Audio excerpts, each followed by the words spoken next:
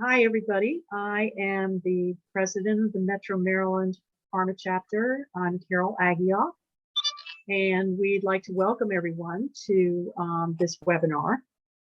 We had a little scheduling problem back in September, so our last webinar was in August, but we have a couple future webinars lined up. So after today, on November 10th, we will have Jerry Lucenti Kirkpatrick, who is with us tonight. He will be presenting on being an SME or SME in subject matter expert in your place of work. And I believe we have another meeting that was November 10th. We'll have another meeting coming up in December. We are putting the plans together for that now. And just a reminder to everyone that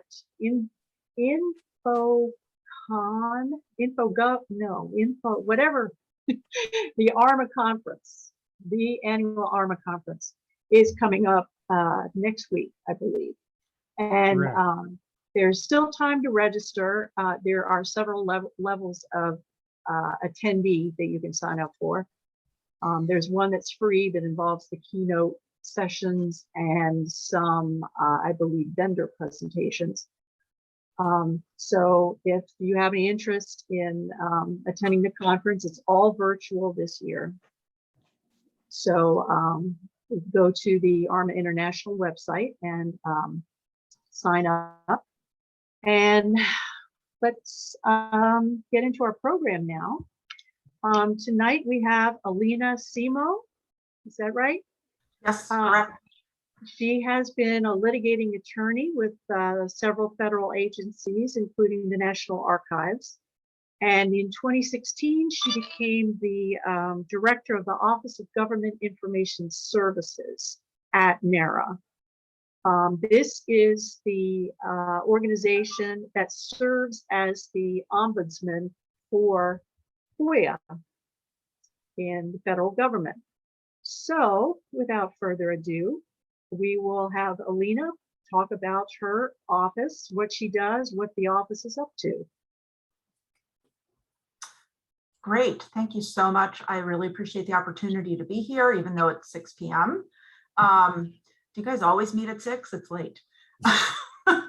That's a hard thing. I have to tell you, I looked at your bylaws. I was very happy to see that the first chapter was established in Gaithersburg, Maryland, where I actually lived for many years of my life. I'm a pretty much lifelong resident of Maryland, so hopefully all of you are Marylanders as well, so we can relate. And Debbie put me up to this, our corporate records manager at the National Archives. She claims she's one of my neighbors. I haven't seen her yet, but we live not too far away from each other, right, Debbie? That is indeed true. We have a lot of folks who travel up to Frederick all the time, so I'm sure that many of you recognize Ballinger Creek and that neighborhood. Yes. And Alina lives over there, so she doesn't realize it, but she's only like a few miles down the road from me. I think we need to schedule a get-together, but right before the pandemic hit, I moved up to Frederick after living for a long time in Montgomery County, and it was actually kind of a nice change, especially at the start of the pandemic. Everyone is a little more spread out here. Montgomery County, it's a little more, everyone's mushed in together. So it's been an interesting experience. But in any event, I'm excited to be here tonight to tell you a lot more about our office and what has been going on. I do have a slide deck that I believe is going to be run for me. Can everyone see the first slide? There it is. Great. Thank you. And we can go to the next slide.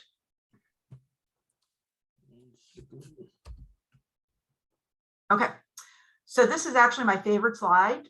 Sometimes I can do a 1 hour long presentation just using this one slide, but I promise I've made it a little more exciting to keep everyone awake. So I have many other slides to show you, but the reason I love this slide is because it really captures a lot, I would say 99% of what we do. And I would try to touch on several of these areas, if not all of them, when I tell you more about the office tonight. So we are the FOIA Ombudsman. Congress has referred to us as the federal FOIA ombudsman, and so I guess I'm the ombuds person. I took over in December of 2016. The Archivist of the United States appointed me. I do have a fairly long history of working in the Freedom of Information Act field, going all the way back to a clerkship that I had at DOJ when I was still in law school. And throughout my 23-year career at the Department of Justice, I had the opportunity to work on FOIA litigation as a trial attorney in civil division. And I was at the FBI for almost 15 years, where I established the first FOIA litigation unit. And I continued to work on FOIA issues as the Director of Litigation at the National Archives, where I was in that position for about 3 years. So it was actually a great introduction to a very, very different agency from the FBI, like night and day, big adjustment. Okay, next slide, please. So I want to tell you first about our dispute resolution program. I put this graph together actually for another presentation not long ago, and I did not at the time have Q3 and Q4, but I think it gives you a fairly good idea of our caseload. And it's been pretty steady, I would say. We've had some dips and we've had some higher numbers, but in our dispute resolution program, we do not dictate solutions or tell agencies they have to turn over records. We sometimes joke that we are not the FOIA police. We cannot write tickets. We are there to help with the dispute resolution process. So let me also just take you back for a little bit and tell you that while the concept of dispute resolution is a way to improve customer service and the FOIA process has been around for a number of years, Congress officially embraced dispute resolution when it created us in 2007 with the Open Government Act, and gave us two very important functions. We are responsible for reviewing agencies' FOIA policies, procedures, and compliance with the statute, and identifying procedures and methods for improving FOIA compliance, and I'll get into that in a little bit. And we are charged with providing mediation services or dispute resolution services to help resolve disputes between requesters and federal agencies as a non-exclusive alternative to litigation. And I'll tell you why that phrase is important in a minute. There is undoubtedly some overlap between the functions of our office and the Office of Information Policy at the Department of Justice. I don't know if some of you have heard of OIP. FOIA charges OIP with encouraging agency compliance with the law, but Congress definitely intended a distinct and separate role for our office. And one of those best indicators is the fact that Congress chose to establish OGIS in the National Archives. Two of the four strategic goals of the National Archives is to make access happen and connecting with customers. And so we're a really natural home for the FOIA Ombudsman. We do all of that every single day. And unlike the Department of Justice, which represents agencies when they are sued under the FOIA, our location within the National Archives allows us to be neutral and facilitates our ability to mediate FOIA disputes and objectively assess FOIA compliance. So let me talk a little more about dispute resolution. Our mediation services are completely voluntary, and we have had both agencies and requesters participate or decline to participate. Most often, we act as a facilitator to help agencies and requesters better understand the issues in the other party's position. This, as I mentioned earlier, the statute specifically says our mediation services are non-exclusive alternative to litigation. So we try to prevent litigation by explaining the FOIA process, the differences between an understanding of what the requester believes and the agency's position. But there's nothing in the statute that prevents a requester from filing a lawsuit after going through a process. And generally, once a case is in litigation, we do not get involved. But a lot of times the explanations we provide lets the requester better understand the agency's response. So we work very closely with agencies to help us provide more detailed explanations to the requester as to what's happening. A number of requesters have told us after they've worked with us, they understand why the information was withheld or why the agency searched to not locate records, even if we were not able to come to a compromise solution. Next slide, please. Since we opened our doors in 2009, We have been able to help requesters from all 50 states and over 22 foreign countries. Very exciting. Next slide, please. So I want to tell you a little bit about our compliance program that was not formally created until a few years ago, but we now have a fairly robust agency assessment methodology. Since 2014, our compliance team has conducted assessments at 14 different federal agencies. We published our report on the 15th agency, the Nuclear Regulatory Commission, last year. And at this rate, we have calculated it will take us at least 25 years to finish all agencies. It's really important to let you know that we do not force ourselves on agencies. The process is entirely voluntary. So far, agencies have come to us to request our assistance. We're not an inspector general's office. We're there to help agencies, provide them with best practices, and we give them a thorough assessment where we review the agency's management and communication practices, the way they communicate with requesters, their use of technology, and we make recommendations for improvements. We follow up with the agency 120 days later to check in and see whether they've tried to implement some of our recommendations or all of them. And so far, we have a really great track record. I'm proud to say 97% of our recommendations have been implemented. We have also conducted assessments of government-wide compliance issues based on trends that we see, and I'll talk about that in a minute. And just as an example, I wanted to tell you, in fiscal year 2018, we published assessments of two very different agencies, the U.S. Citizenship and Immigration Services, USCIS, and the U.S. Postal Service. The USCIS regularly receives and processes the largest volume of FOIA requests government-wide. In fiscal year 2017, for example, they received an average of 732 requests per day, and they responded to an average of 727 requests each workday. It's pretty incredible.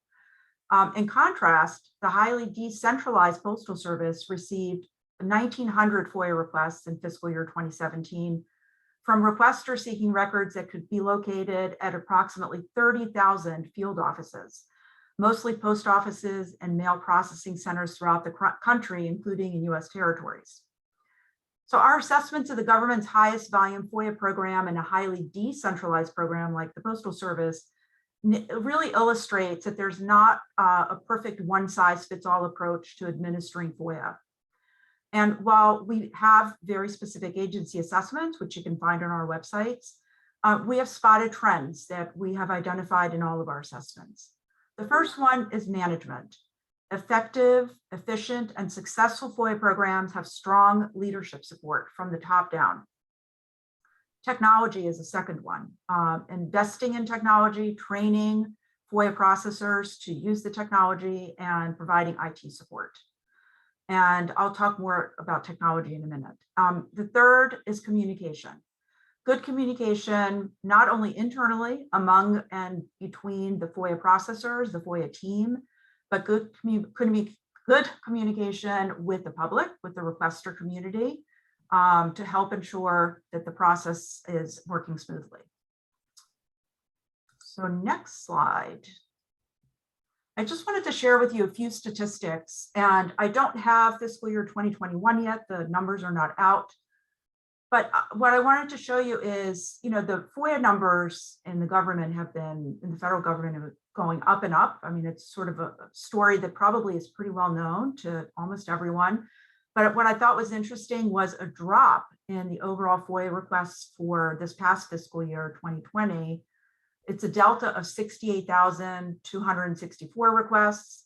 We're not 100% sure where it comes from, but we have at least a passing plausible theory that it may actually come from within the National Archives itself, from within the National Personnel Records Center, which really suffered very deeply because of COVID, and was unable to open up its doors in order to open up requests. So they get a large volume of requests that they are treating as FOIA requests.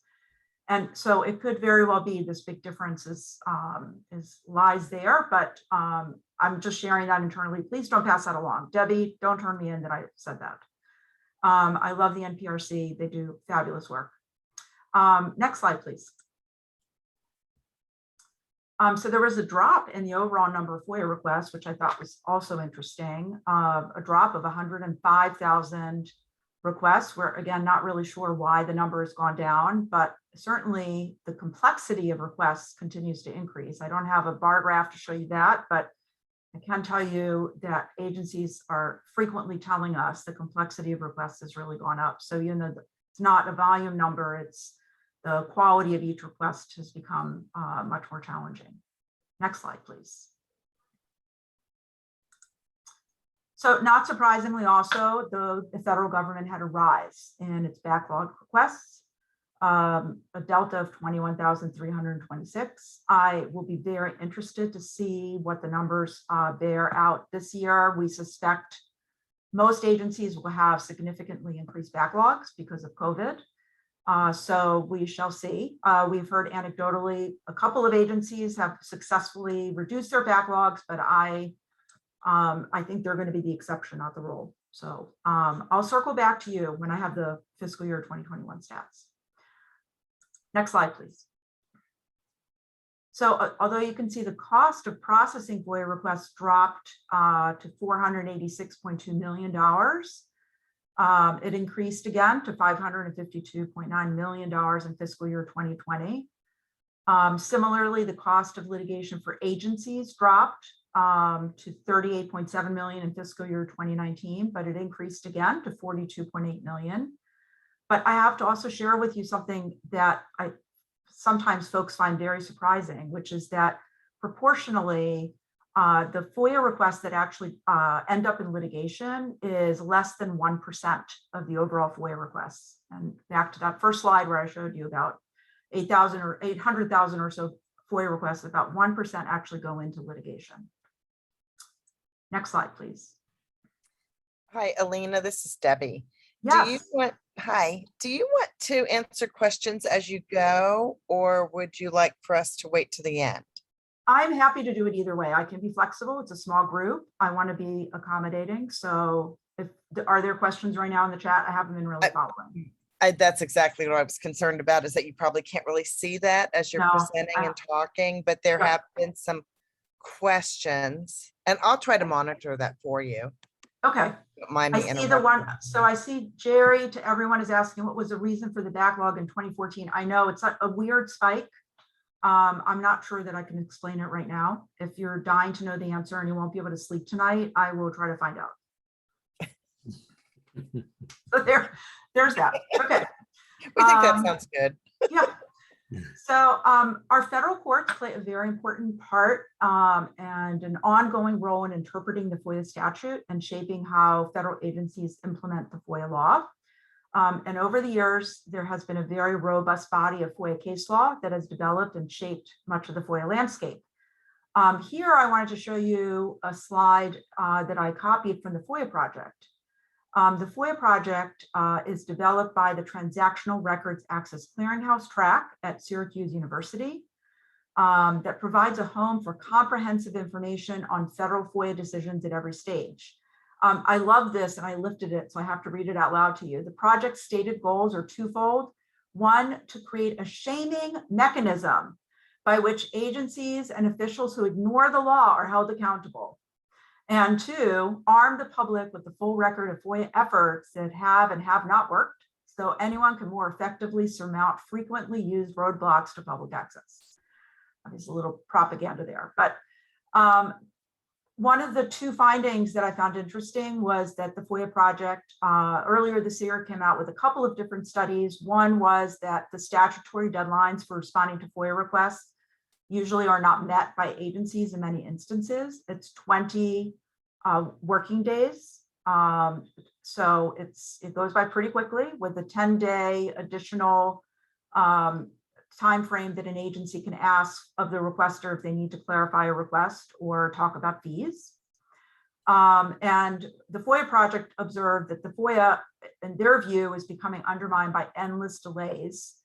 So they commented that FOIA requesters are being forced to file lawsuits because administrative response deadlines are being ignored by agencies. So as a result, they noted the number of FOIA lawsuits has been steadily increasing. And the bar is pretty I love graphics. I'm a visual person, so it really speaks volumes in terms of what's been happening, but it's a big topic of discussion in the FOIA community, even though, as I said, it's only 1% or less of the FOIA requests that come in. It's occupying a large amount of time for agencies that are being sued. The FOIA project also documented a corollary phenomenon in this study that I cite from back in February of this year, that the federal judges that have FOIA cases on their dockets are increasingly failing to rule in a timely manner. So cases are sitting on their dockets longer and longer.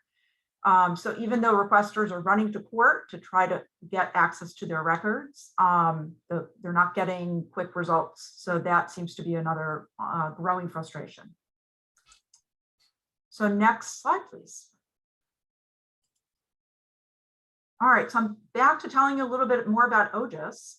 We published our fiscal year 2019 annual report in March 2020, just as the pandemic forced maximum telework across the government. Both of these reports, our fiscal year 2019 and 2020, are available on our website. Please visit www.archives.gov/OGIS, OGIS. In 2019, we handled approximately 4,600 requests for assistance from both requesters and agencies. We taught 8 sessions of our very well-attended dispute resolution skills for FOIA professionals. Unfortunately, due to the pandemic, we had to cut that off because those were in-person sessions. They were very well received, and we've had hundreds of FOIA professionals take the course. We've now retooled and just recently rolled out a virtual program. It's not a substitute exactly, but we're trying it out just to see as a model if it can make it work. We led and managed the FOIA Advisory Committee, 3 subcommittees that completed 3 of 7 recommendations. And I'll talk more about the FOIA Advisory Committee in a minute.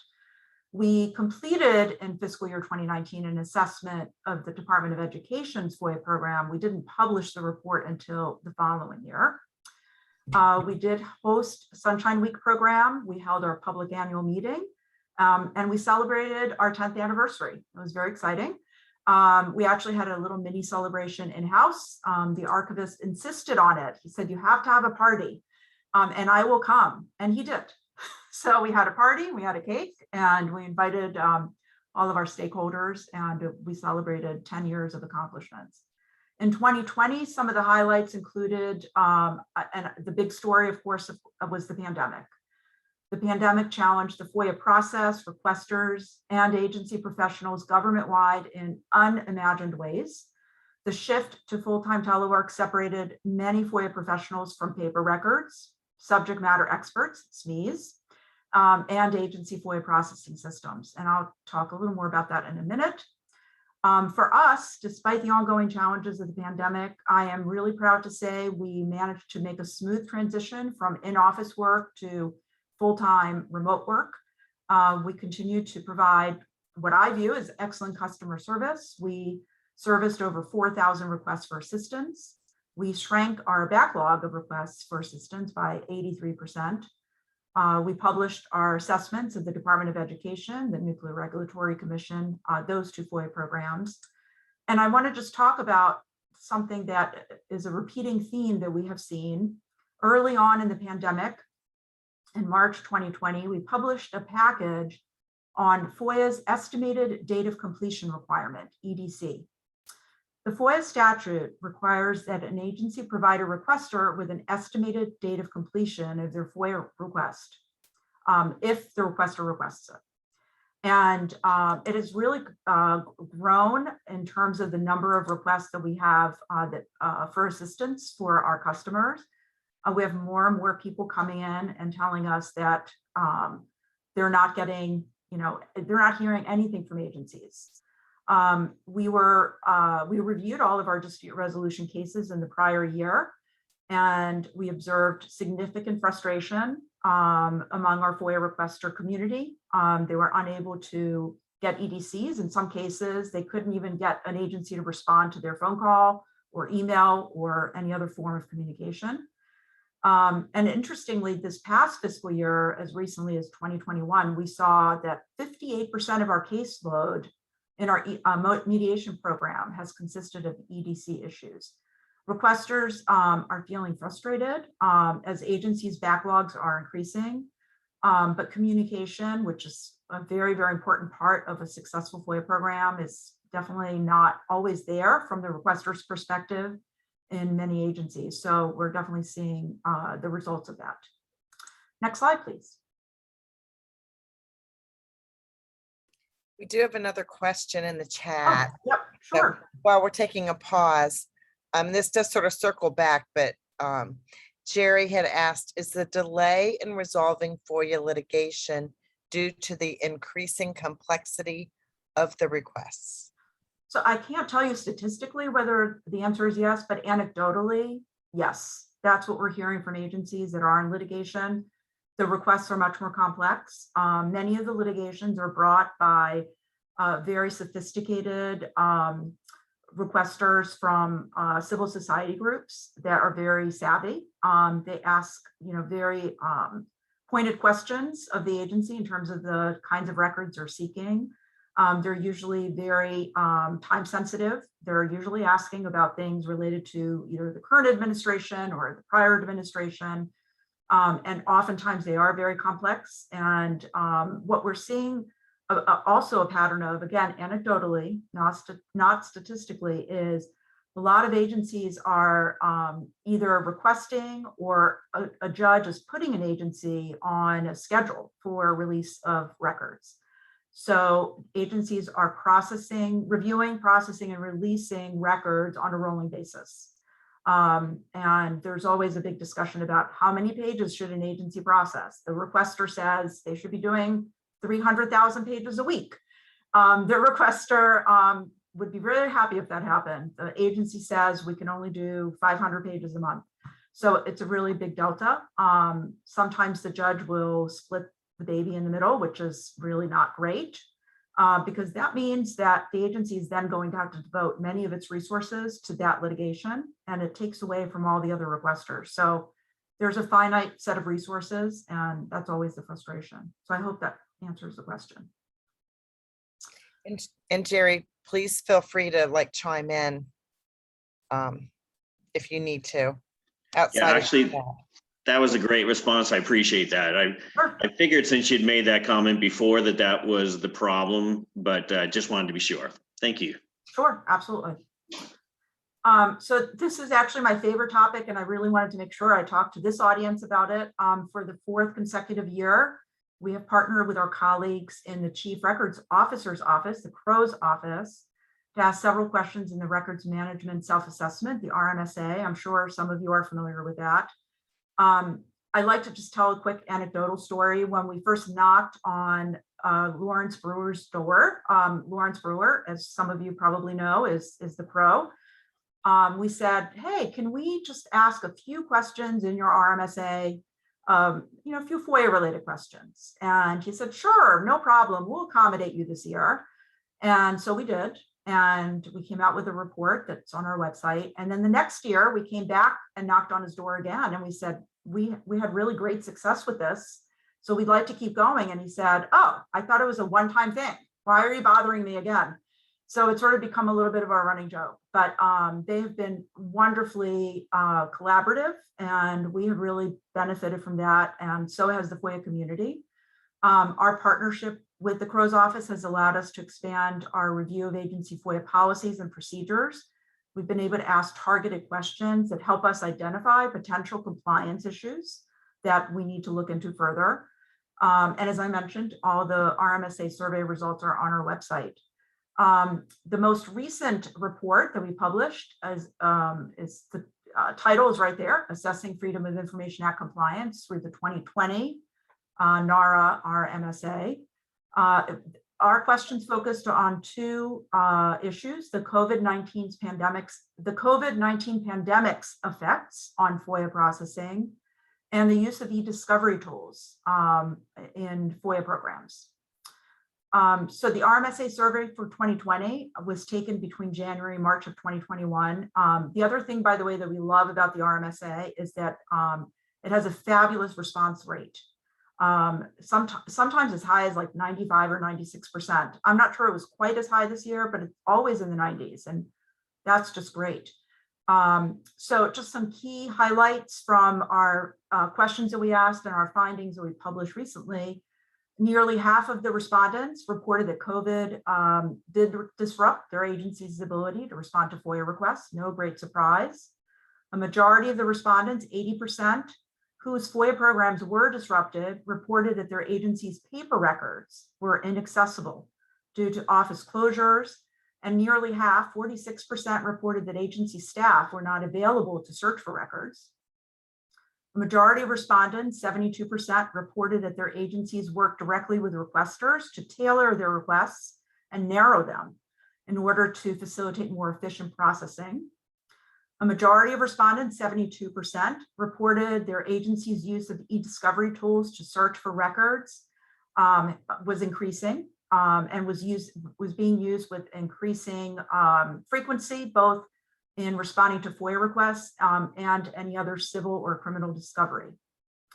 Of the agencies that reported using e-discovery tools, a significant majority, 91%, reported that their agencies use e-discovery tools for FOIA responses involving requests for, not shockingly, email records, the bane of FOIA processors' existence. And of the respondents who reported that their agencies do not use e-discovery tools to search for records, roughly half reported that such tools are not available at their agencies, predominantly due to cost. And a majority of respondents, 51%, reported that their agency records officer and chief FOIA officer work together on information technology requirements that benefit both programs. And half, 50%, reported that their training programs address the importance and relationship between FOIA and records management. And another quick story that I just want to tell you all about the RMSA. The first year that we asked maybe 5 or 6 questions, Lawrence came back to me and said, you know, I had some very upset records managers calling me and complaining about the questions that you asked. And I said, oh, why is that? And he said, well, because some of them had never spoken to their FOIA officer before, and they were forced to go and talk to them. And so what I said to Lawrence was, yes, that's exactly what should be happening. FOIA officers and records managers should be talking to each other. And in very large agencies, it's very siloed and very separate, and a lot of them do not talk to each other. So to the extent this has had the side benefit of forcing records managers to go talk to their FOIA officers to get answers to these questions that we ask, we think it's great. So I did not take that as a complaint. I said, this is great. Next slide, please. Okay, I'm chiming in again because we have some questions. And I will say, Alina, yes, I am one of those records officers that appreciated those FOIA questions being in there, because it is a really good opportunity, at least once a year, to kind of group together and talk about what's happening with the FOIA. Right. So fantastic. Good. But we do have. Yep, I see the question from Leanne Cooper. Is that the one you're talking about? Yeah, there's 2, one from Leanne and one from Cheryl. Okay, I was starting with Leanne because that was the first one. So Leanne, can everyone see the chat question? Has our office been involved with a request from the House January 6th panel seeking White House communications from the previous administration? Thankfully, no. I'm just so happy to report that I'm no longer in the general counsel's office because our chief FOIA officer is also our general counsel, and they are very busy with those requests. As some of you may know, the archivist got his own personal letter from Congress to produce records by a certain date. I know folks are very busy working and doing their best. Does the congressional request take higher priority from other FOIA requests? So it depends on the agency. I've been in a very large agency. I've now been working for NARA for 7 years. Very small agency by comparison. I think we're down to 2,500 employees altogether. So it really depends. In the larger agencies at the Department of Justice, where I was for many, many years, those offices are very separate. So there's a separate office that answers congressional requests and a separate office that's handling FOIA requests. And so they're sort of operating on parallel tracks. Sometimes they don't talk to each other, which is bad. In successful productions of documents, they're talking to each other. But typically, congressional requests tend to get acted on faster, depending on what the queue is in the congressional office. So hopefully, Leanne, that answers your question. And then Cheryl asks, do we track statistics by the type of requester? So we have actually, I have a really sad story of woe to tell all of you. We had a great case management system when I first was transitioning to become director, but it went away. The contract was canceled by the National Archives. There were some problems with the contractor. Since 2016, we have not had a case management system. We operate with a Google spreadsheet.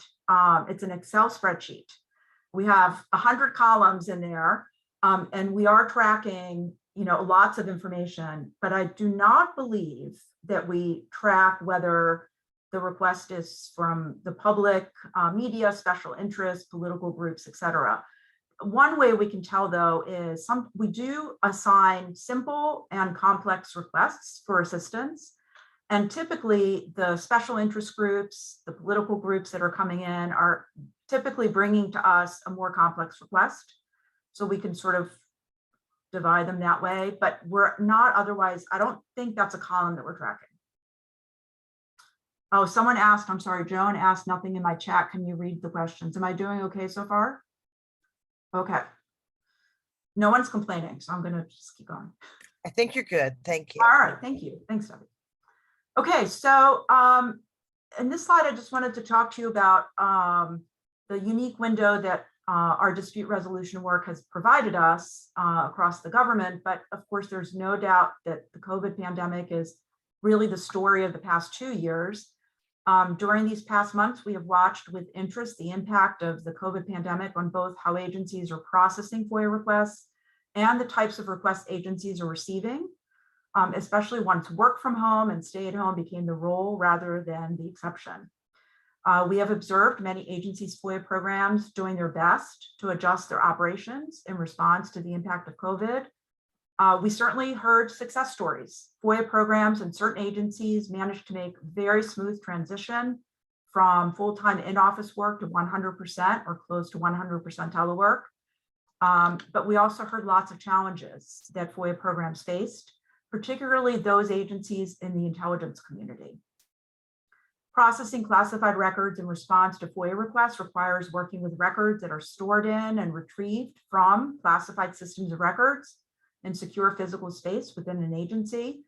As IC agencies adjusted their processes in response to the pandemic, they were forced to prioritize mission critical functions, which is not FOIA, over non-mission critical work, such as FOIA. So compounding the challenge faced by the IC is the fact that most process FOIA requests on classified computer systems. You can't access those from home. IC FOIA staff was and continue to this day to actually take turns going in. They're going in on a limited staffing basis. And they take turns trying to triage and respond to as many requests as they can, but their staff is continuing to be deployed in a limited fashion. So these factors significantly limited the ability of the IC agencies to log in, acknowledge new requests, process pending requests, and even provide EDCs, which we've talked about. And that was a frustration, of course, to our customers that came to us. So we saw a sharp increase in delays, as I mentioned earlier. And we also received anecdotal information about process disruptions across the government. We would have requesters tell us, we would hear the black box story. I send a request in to the Department of Homeland Security and I hear nothing. And it's gone into a black box. So that's a very common complaint. And it's been exacerbated by the pandemic. Those agencies that controlled and created records related to the pandemic itself, we noticed face an added burden and an increase in their FOIA requests. So it's no great surprise, for example, the Centers for Disease Control and Prevention, CDC, reported that by May 2020, they had received more records requests than it had received in all of the prior fiscal year. And not surprisingly, many of these requests were for records related to their to the government's COVID-19 response. In a normal year, they would have been eligible for expedited processing, which is something that the statute allows for. But they were just overwhelmed and deluged with all of these requests. So we tried to help them, we OGIS. So in May of 2020, we helped host a webinar for them to help the FOIA program managers present to the requester community how they were working to make COVID-19 records available and what they needed from the requester community to make the agency requester partnership as successful as possible. We've hosted a follow-up webinar this past May 2021 for the CDC, where they talked about their electronic search capabilities and how they're searching for emails. That's been a very hot topic, as evidenced by recent emails that were released from Dr. Fauci and others. I know that's been in the news. And of course, customer service became more important than ever during the pandemic, not only for us, but for FOIA programs across the government. Lots of programs had to re-engineer their processes to provide optimal customer service. And I would say we've spent a good part of fiscal year 2020 and really mostly fiscal year 2021 helping agencies to help set requesters' expectations regarding their FOIA requests. Managing expectations, favorite phrase in the federal government, but we've had to apply it to our customers, to the requester community. Try to explain to them that agencies are doing the best they can. In fact, in June of 2020, we published an assessment on whether and how agencies' FOIA websites alerted requesters to the pandemic's effect on the FOIA processing. And we found that 63% of agencies did not say anything on their websites about how the pandemic is affecting their FOIA processing. So we did a follow-up study. Unfortunately, it wasn't that much better. I think it was like 54%. So over half still did not alert requesters. And again, we really believe communication is so important. So that's disappointing. Next slide, please. So I love this picture. I'm actually right there in the middle, if you can see me. And the reason I love this picture in particular is we're in the McGowan Theater at the National Archives in Washington, D.C. And this was the third term of the FOIA Advisory Committee when we used to meet in person. We haven't met in person in a long time. Everything's been virtual. And I kind of miss those days when you could look at the other members. Someone wanted to say something, they would raise their hand, you would be able to see them, or someone would grunt and you'd call on them. Now, you have to rely on visual messages that you get on Zoom or whatever platform you're using. So it's been an interesting process, but a little bit about the FOIA Advisory Committee. It brings together members of the FOIA community from both inside and outside the government. It's evenly distributed, 10 government folks, 10 non-government folks. They are tasked to collaboratively identify the greatest challenges in the administration of FOIA and develop recommendations for the Archivist of the United States. So the Archivist appoints all members. The committee kicked off in 2014. There have been 3 complete terms so far, 2014 to 2016, 2016 to 2018, and 2018 to 2020. Last year, the Archivist appointed the 4th term, 2020 to 2022. And we've been having all of our meetings virtually since the inaugural meeting in September of 2020. The current term is in full swing and 2022 is right around the corner. It's gone so fast. There are 4 subcommittees that are working very hard on a number of different FOIA issues. We have a legislation subcommittee, a process subcommittee, a classification subcommittee, and a technology subcommittee. And they're all studying various issues. If you look on our website and you click on the FOIA Advisory Committee and you click on the current term, you'll be able to see what their missions are. They've spelled out what they're trying to achieve. I also just wanted to highlight what I thought would be of particular interest to this group. In the last term, the 2018 to 2020 term, we had a very active records management subcommittee on the committee, and it was co-chaired by my former colleague from the Department of Justice and my friend, Jason R. Barron. He was the first Director of Litigation at the National Archives. And he had a long federal government career during which he continued to be very passionate about records management issues. And he really used the Records Management Subcommittee as an opportunity to advance a number of recommendations to the archivist that were premised on the very close link between a strong records management program and a successful FOIA program, and a recognition that rooted in NARA's strategic goal of making access happen is NARA's responsibility to provide customer agencies with policy and guidance to appropriately manage records in their custody, including email and other forms of electronic records.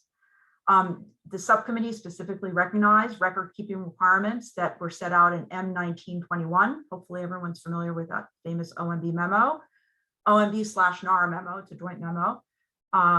It is having or will have a profound impact on the quantity of government records in electronic form stored within agencies. And a portion of those, of course, are going to come to the National Archives for permanent preservation. So it's obviously very important to the agency. So whether these record keeping policies will end up truly enhancing the public's ability to obtain agency records for FOIA is still a question mark.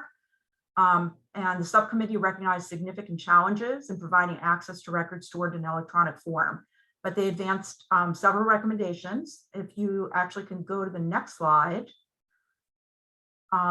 We've actually grouped them. I just took this picture from our website. We actually grouped them into different areas, topics, and a number of them centered around raising the profile of FOIA within agencies, technology, not surprising.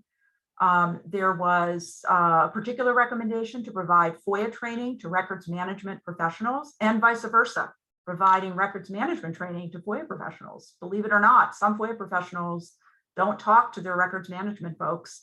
Again, in larger agencies, that certainly seems to be the way it goes.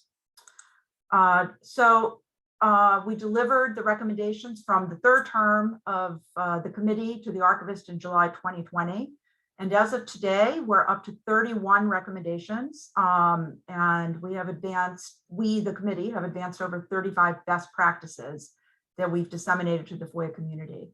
The archivist also told the current committee that he does not want another 31 recommendations in this term. So hopefully they will keep it a little leaner because at the end of the day, next slide, please. They actually fall on us, on OGIS, to monitor. So we've created what I think is a terrific recommendations dashboard to keep track of the great work that the committee has done. And we continually update the dashboard. We invite you to visit it so you can look at all the recommendations I've discussed, the records management related ones and all the other ones. The next meeting of the committee, the next public meeting, is Thursday, December 9th, 2021. We start at 10 a.m. We have quarterly public meetings, and they are simulcast through our WebEx platform that we have at NARA. So we offer registration through Eventbrite through our website. But if you miss the deadline to sign up, you also can see the committee meeting on the NARA YouTube channel. So you won't miss out. So that's Thursday, December 9th, 2021. Okay, so I just have a few slides that and I'm sorry if I'm running late on time. I didn't even look at the time. I didn't time my presentation at all. But I just wanted to focus very briefly on 4 challenges that I think will resonate with many of you here today. Next slide, please. So the first challenge, I love this picture, by the way, usually what my office looked like. The first challenge is the importance of making records accessible, even when they're not created or stored in ways that make them particularly easy to find or release.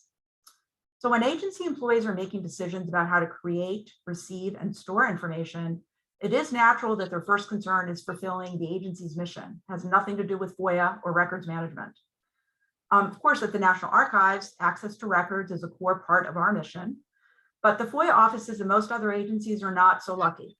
So far too often, records are created and stored in ways that make it difficult and inefficient to find or release those records. So we always say records management is critical to an effective FOIA process. And we often recognize that the success of an agency's FOIA program depends on the strength of its records management program. If you have something and you can't find it, then you don't have it. Spending some time thinking about how a record can be released at the beginning of the information lifecycle can save an agency scarce resources later in the process. So we always invite agencies to think about taking a more holistic approach to the life cycle of records management and not just take a more myopic, what happens at the end of the road, and I'm now looking for records responsive to this FOIA request. Next slide, please. The second challenge is the wide variety into the types of records and resources that each agency holds. In our FOIA compliance work, we recognize there is no one-size-fits-all solution for managing a FOIA program. Agencies have to set up their processes to account for a variety of factors, including the sensitivity of the records. I described earlier the challenges to the intelligence community's classified records and their IT structure. What works well at the Consumer Financial Protection Bureau, CFPB, that is a newer agency with largely electronic records, and they're very lucky, I'm very envious, may not work at the US Postal Service, an agency that was built to sustain the exchange of paper between people, and they're very paper-based still. And one example of that is whether an agency decides to set up a centralized or a decentralized FOIA process. By centralized, I mean a system where the FOIA resources are generally concentrated in one office. A decentralized system means FOIA resources are spread throughout the agency. And we've never recommended one over the other. There are definitely benefits to a centralized program. It decreases the amount of time coordinating between offices. It makes FOIA training more efficient and makes it easier for agency to deal with surges and requests or backlogs in a particular office. But centralization is not always for everyone.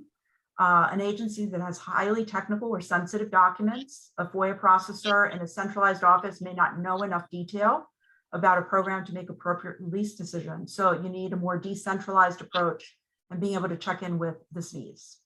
Next slide, please. The third challenge, and I actually feel very passionate about this, is finding and keeping talented people in FOIA. This is particularly a challenge in the United States, across the board, both at the federal, state, and local level, where there has been a perception that FOIA work is a clerical task and unique skills necessary to build a successful program have been undervalued. After several years of advocacy by organizations like the American Society of Access Professionals, ASAP, isn't that a catchy acronym? The U.S. Office of Personnel Management established a new job series. It's not new anymore, the Government Information Specialist, GIS, a job series. It's a professional career ladder for people who want to devote their work lives to providing the public with agency records. The GIS job series is a great start, but more needs to be done. The FOIA Advisory Committee has identified a number of best practices related to bringing in talent. So please visit our website for specifics on those. And I just think I'm passionate about this in particular because I feel like we need to do more to educate the new wave of hires that come into the federal government and tell them that FOIA is not a four-letter word that starts with F.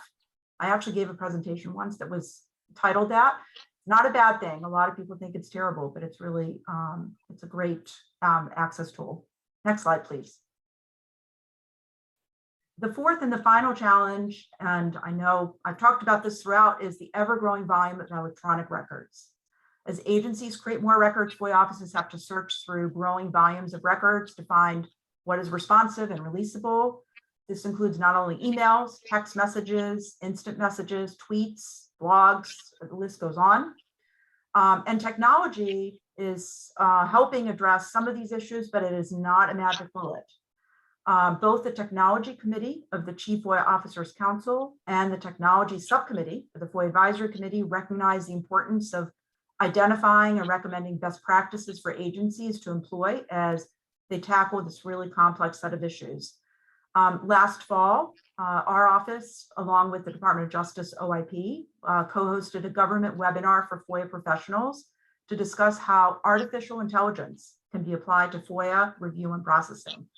And at least one agency that we know of is starting to pursue AI as a viable technological solution, and we hope more will follow.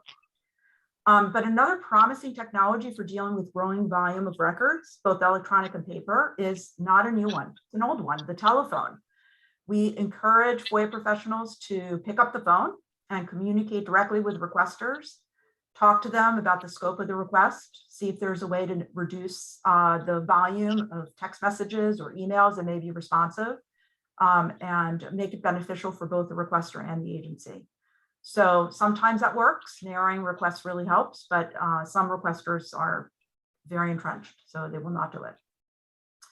Next slide. I'm done. Just wanted to stress again, records managers play a really critical role in ensuring the FOIA process is running smoothly. Our contact information is up here. Feel free to reach out anytime. We are also in a very close competition with the Department of Justice as to how many followers we have on our blog post and Twitter. So please follow us so we can win. Contact us at any time and check out our website. We have lots of great information on there. And the next slide is for questions, although I feel like we've been talking about some of them. Debbie, I'm turning it back to you. Did I miss some? We did get a few questions in the chat, but you were on a really good roll, so I didn't interrupt you. Okay. Thank you. I appreciate it. I'm just scrolling back up. Leanne noticed Jason Barron on the left leaning in. Yes, that was Jason Barron in that picture. On the left-hand side, is the USPS part of the scope of NARA? Leanne asked. I'm not sure I understand that question. I think she has a bit of a follow-up that might help. Okay. Is a quasi-governmental agency? Yes, they are quasi-governmental, and there are several other agencies that are quasi-governmental as well, but they are subject to the Freedom of Information Act. So they're on the hook. Did that answer the question? I hope. Someone said that Jerry had connectivity issues and had to drop off. He apologizes. And I'm just going to pause. Any other questions or? I have a question. Yes, please. Okay, so maybe I misunderstood this. I work for the Food and Drug Administration, so we do a lot of FOIA. And something that you had on the slide 4, I believe it was a map, and you were talking about, I think, the number of inquiries or whatever that you get that are from outside the United States. Yep. And so I'm wondering, because I don't usually deal with this kind of stuff, what is the obligation for agencies to successfully respond to FOIAs that are coming from outside the country, that are not US citizens?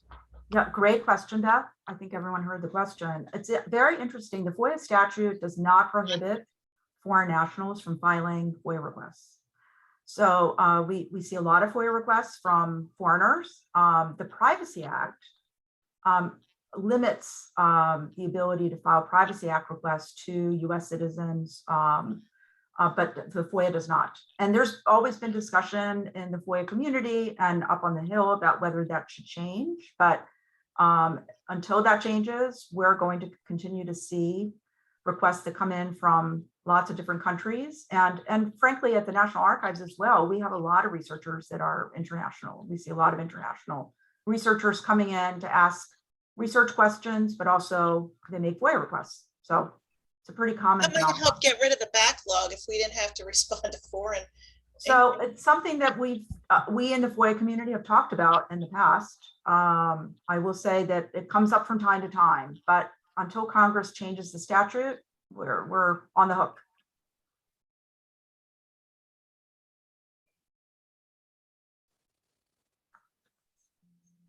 Okay.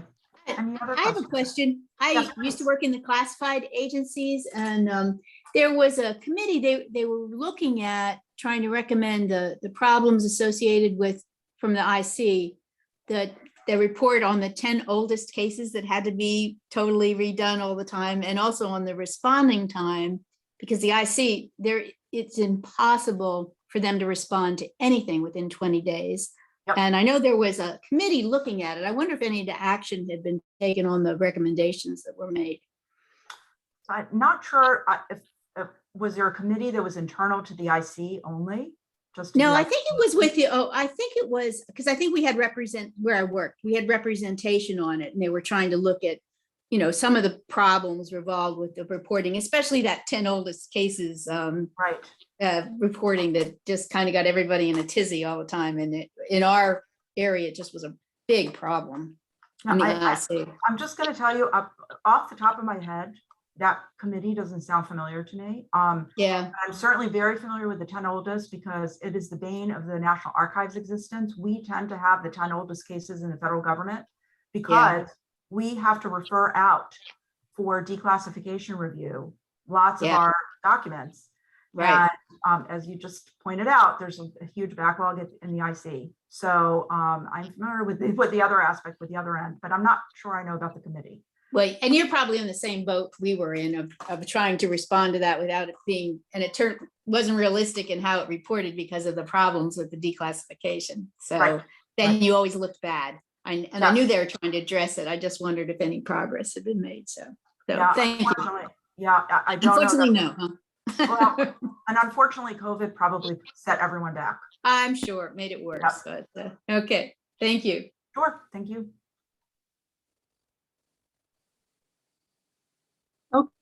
Okay, well, if there are no more questions, we will close our webinar here. We'd like to thank Alina for taking the time to speak with us. Very fascinating topic. And we hope to see everyone next month, again, November 10th. We will be putting out the invitations to that event very soon. So look for that in your email. And I'll say good night to everybody. Okay.